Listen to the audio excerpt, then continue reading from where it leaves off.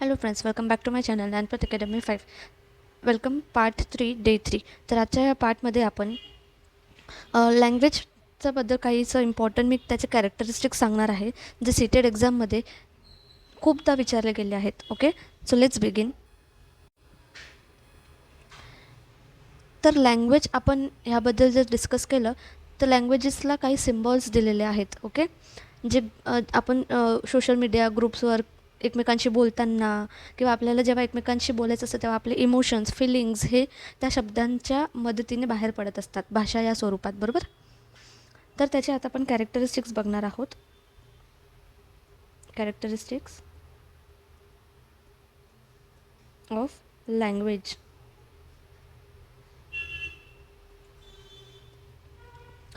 तर याचे एकूण 10 कॅरेक्टरिस्टिक्स आहेत. ओके, सो आता आपण डिस्कस करतो फर्स्ट कॅरेक्टरिस्टिक, जे आहे लर्न्ड.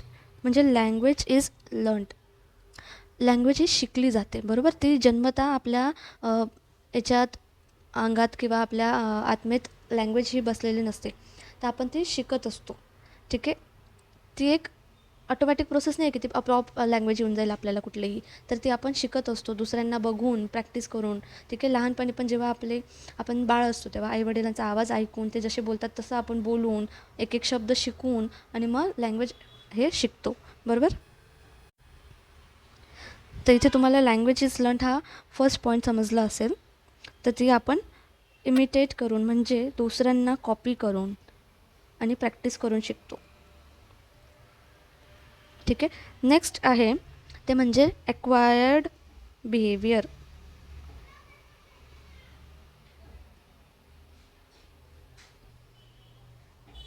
आता तुम्ही जेव्हा कुठल्याही कार्यक्रमात, सोसायटीमध्ये मिसळतात, कल्चरल ग्रुप्समध्ये जातात, तिथून तुम्ही त्या वेगळ्या लँग्वेजेससुद्धा शिकतात. फॉर एक्झाम्पल, तुम्ही अशा सोसायटीमध्ये राहतात जिथे गुजराती पण बोलणारे आहेत, मराठी पण बोलणारे आहेत, हिंदी पण बोलणारे आहेत.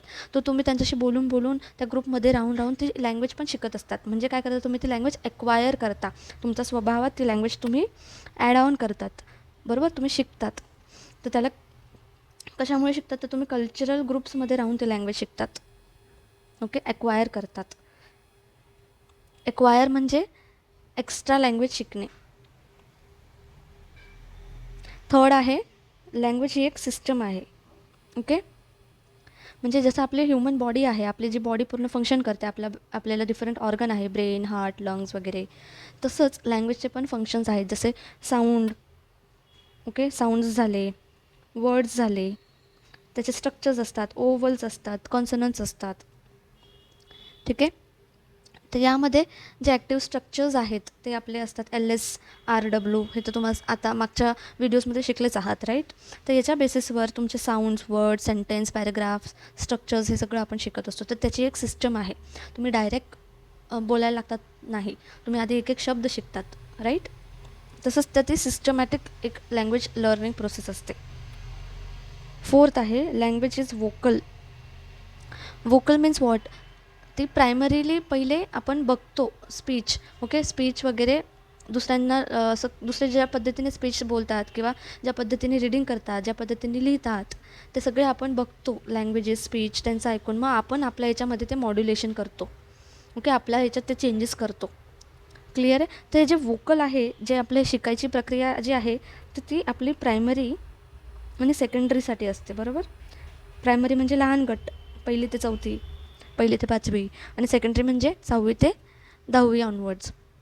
तर प्रायमरीमध्ये जे करतो ना, तर लहान मुलं आपल्याला बोलताना बघून, आपण जे स्पीच बोलतो, आपण जसं पद्धतीने बोलतो त्याच पद्धतीने ते बोलणार. आपण जसं ॲक्टिंग करणार तसं त्याच पद्धतीने ते आपली ॲक्टिंग करतात, नकल करतात. बरोबर. म्हणून ते बोलून ऐकून शिकत असतात त्यावेळेस. पण जेव्हा सेकंडरी असते तेव्हा ते लँग्वेजला लर्न म्हणजे शिकत असतात. ते लँग्वेजला लिहत असतात, रायटिंग करत असतात आणि रीडिंग पण करत असतात. ओके, तर ह्या ज्या गोष्टी आहेत ह्या सेकंडरीमध्ये मुलं वोकलमध्ये शिकतात. नेक्स्ट आहे फिफ्थ, ते म्हणजे एव्हर चेंजिंग.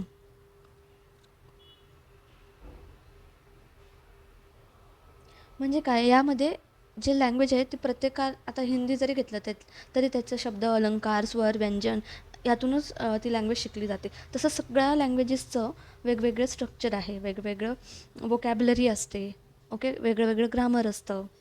आणि मेन म्हणजे फोनोलॉजी.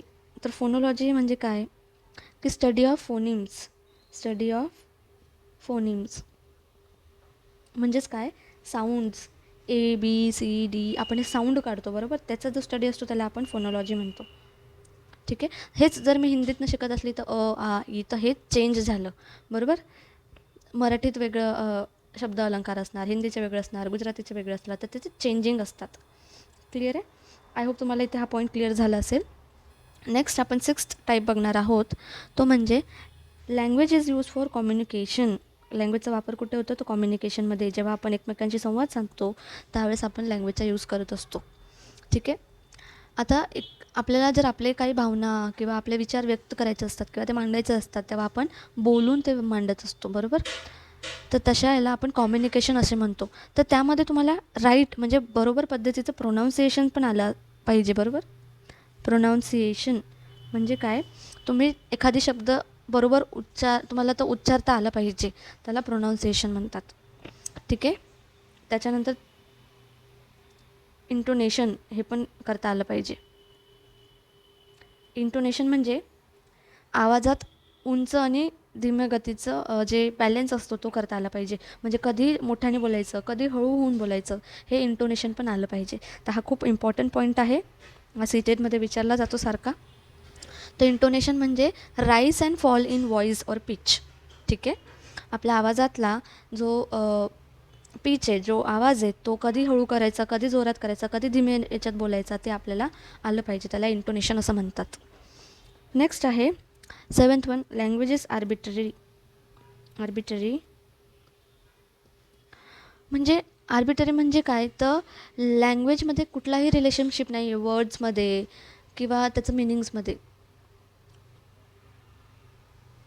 म्हणजे फॉर एक्झाम्पल आता मी इंग्लिशमध्ये लँग्वेजला लँग्वेज असं म्हणणार बरोबर, हिंदीमध्ये भाषा असं म्हणणार. ठीक आहे. उर्दू किंवा दुसऱ्या लँग्वेजमध्ये जुबान असं म्हणणार किंवा जबान. मराठीमध्ये पण आपण भाषा असं म्हणणार. तर याचं कुठलंही रिलेशन नाही आहे. काही रिलेशन दिसतो आहे का आपल्याला शब्दांमध्ये? नाही. प्रत्येकाचे वेगवेगळे असतात. ओके. नेक्स्ट आहे 8, language is based on cultural experience.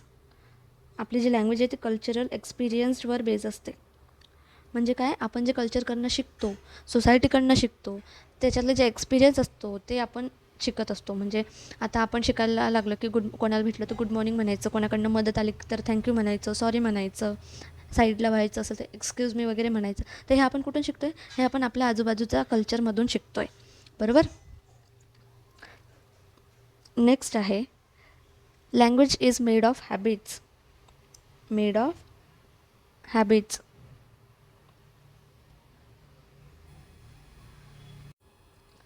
तर याचा अर्थ असा होतो की तुम्ही जोपर्यंत हॅबिट बनवत नाही कुठल्याही गोष्टीची, तुम्ही ते शिकू शकणार नाही. तर फॉर एक्झाम्पल तुम्हाला जर इंग्लिश शिकायची आहे, तर तुम्ही ती आदत केली नाही रोज बोलण्याची, रोज इंग्लिशमध्ये बोलण्याची ती आदत, हॅबिट केली नाही, तर तुम्ही ते लँग्वेज शिकू शकणार नाही. ठीक आहे. लँग्वेज ही लर्न केली जाते वापर करून, रूल्सनी शिकून नाही. ओके. बाय यूज करून तुम्ही ते शिकतात अँड नॉट बाय रूल्सने नाही शिकत आपण कुठलीही लँग्वेज. आपण जोपर्यंत तिचा वापर आपल्या रोजच्या याच्यात हॅबिटनुसार करत नाही तोपर्यंत आपण ती लँग्वेज शिकणार नाही. ओके. नेक्स्ट आहे 10th one, language is unique. म्हणजे कुठल्याही 2 भाषा या सारख्या नाही आहेत, त्या सगळ्या वेगवेगळ्या आहेत, युनिक आहेत सगळ्या भाषा. ठीक आहे. त्यांचे वेगळे ग्रामर रूल्स आहेत, त्यांचे वेगळे वर्ड्स आहेत, त्यांचे वेगळे साऊंड्स, वोकॅब्युलरी, हे सगळं आहे बरोबर. तर इथे आपले हे जे 10 कॅरेक्टरिस्टिक्स होते ते आपण आज शिकलो आहोत. मी तुम्हाला काही इम्पॉर्टंट कन्सेप्ट इथे सांगते जे एक्झाममध्ये खूपदा विचारले गेले आहेत. तुम्हाला याचं जे नॉलेज आहे ते असणं खूप गरजेचं आहे. तर तुम्ही जर पाहिलं तर लँग्वेज इंडियन कॉन्स्टिट्यूशनमध्ये किती भाषा आहेत टोटल?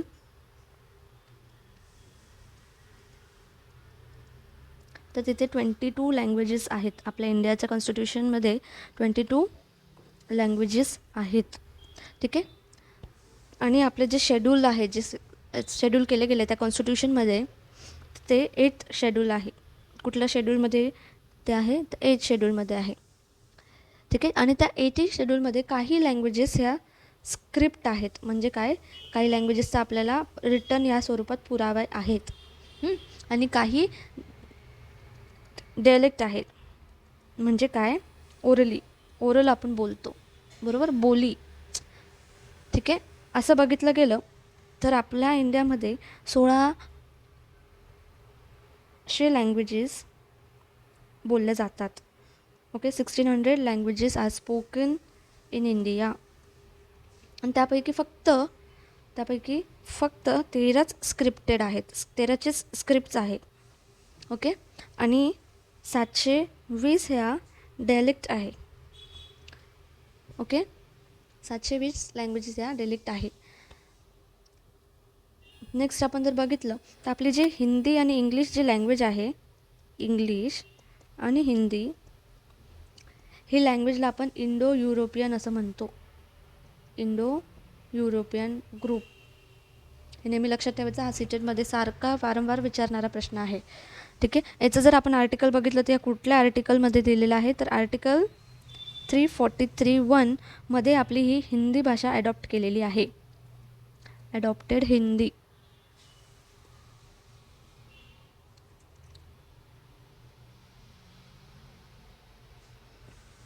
क्लिअर आहेत? ह्यामध्ये जर आपण पर्टिक्युलर इंग्लिशबद्दल बोललो ना, इंग्लिश, तर त्याचे टोटल जे लेटर्स आहेत ते 26 आहे. ओके. यामध्ये 21 कॉन्सोनन्ट्स आहेत आणि 5 हे वोवल्स आहेत. ठीक आहे. कॉन्सोनन्ट्स आणि वोवल्स. पण वोवल्स म्हणजे काय? तर इंग्लिशचे जे साऊंड्स आहेत ना, हे सीटेटमध्ये विचारलेला प्रश्न आहे. इंग्लिशचे जर साऊंड्स आपण बघितले तर ते किती साऊंड्स आहेत? टोटल 20. आणि कॉन्सोनंट साऊंड्स किती आहेत? कॉन्सोनंट साऊंड्स म्हणजे आवाज, जेव्हा बोलताना आवाज जो निघतो त्याच्यानुसार हे वोवल्सचे आहेत 20 आणि कॉन्सोनंटचे आहेत 24. ठीक आहे. हे तुम्हाला लक्षात ठेवायचं आहे, खूप इम्पॉर्टंट आहे. तर हे 20 आणि 24चं कसं डिवायडेशन केले ते बघूयात. तर आपण जर बघितलं, इंग्लिशचे टोटल साऊंड आहे 44. ठीक आहे. कसे 44 आहे? त्यामध्ये वोवल साऊंड आहे 20 आणि कॉन्सोनंट साऊंड आहे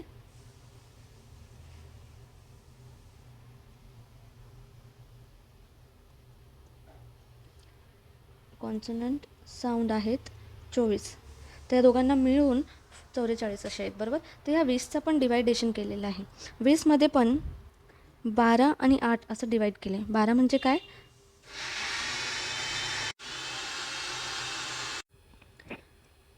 तर इथे याला मोनोपॅथॉलॉजीज असं म्हणतात. आणि या 8ला डायपॅथॉलॉजी. ठीक आहे. तर यामध्ये नेमकं काय असतं? तर यामध्ये प्युअर जे वॉवेल्स आहेत ते असतात. प्युअर वॉवेल साऊंड्स असतात आणि त्याला सिंगल वॉवेल साऊंड पण असतात. Single vowel sound. ठीक आहे. तर हे दोघे मिळून 12 असे असतात. आणि डायपॅथॉलॉन्सला ग्लाइड्स असे म्हटलं जातं, जे 8 असतात, जे मिक्स वोवेल असतात, मिक्स वोवेल साऊंड. आणि त्याच्यामध्ये डबल वोवेल साऊंड पण असतात, म्हणून त्याला डाय असं म्हणतात. ओके. हे तुम्ही फक्त लक्षात ठेवायचं आहे. तर ग्लाइड्स हे डायपॅथॉलॉन्समध्ये येतात. नेक्स्ट जर इम्पॉर्टंट पार्ट या व्हिडिओचा बघितला तर यामध्ये अकॉर्डिंग टू NCF 2005 नुसार इंडियामध्ये इंग्लिश ही ग्लोबल लँग्वेज मानली जाते. इंग्लिश ही काय आहे? Global language. Multilingual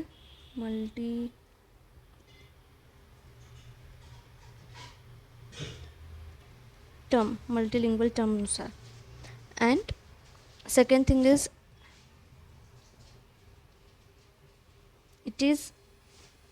English is also second language on basis of observation.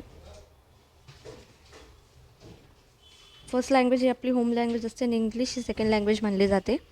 According to NCF. हे खूप इम्पॉर्टंट हा क्वेश्चन आहे. इंग्लिश ही सेकंड लँग्वेज मानली जाते. आतापर्यंत 17 ते 18 वेळा CTETच्या एक्झाममध्ये हा क्वेश्चन विचारला गेला आहे. नेक्स्ट आहे according to Indian constitution. According to Indian constitution,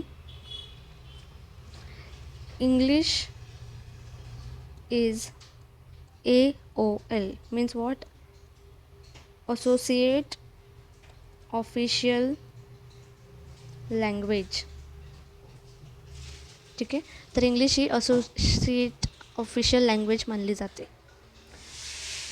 I hope आजचा व्हिडिओ तुम्हाला आवडला असेल, आणि जर आवडला असेल तर आपल्या फ्रेंड्समध्ये शेअर करून या चॅनलला लाईक शेअर सबस्क्राईब नक्की करा, जेणेकरून येणारे इम्पॉर्टंट व्हिडिओज तुमच्यापर्यंत नक्कीच पोहोचतील. Thanks for watching.